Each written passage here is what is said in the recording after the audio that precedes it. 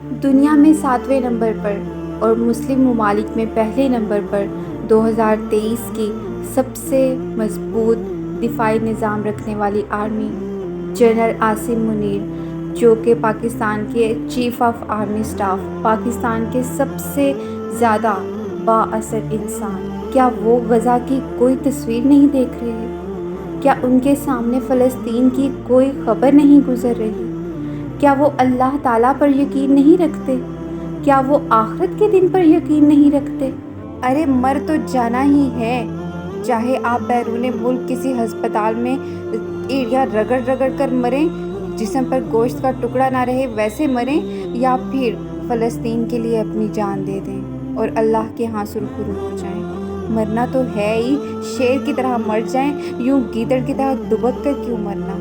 چلو بھر پانی میں شرم سے ڈوب مریں کہ نہتے فلسطینی پتھروں کے ساتھ اسرائیلی فوج کا مقابلہ کرتے ہیں اور اپنے حرم کی حفاظت کرتے ہیں، مسجد اقصیٰ کی حفاظت کرتے ہیں، اور ہم ایٹمی طاقت ہو کر گھر میں چوڑیاں پہن کے بیٹھے ہیں۔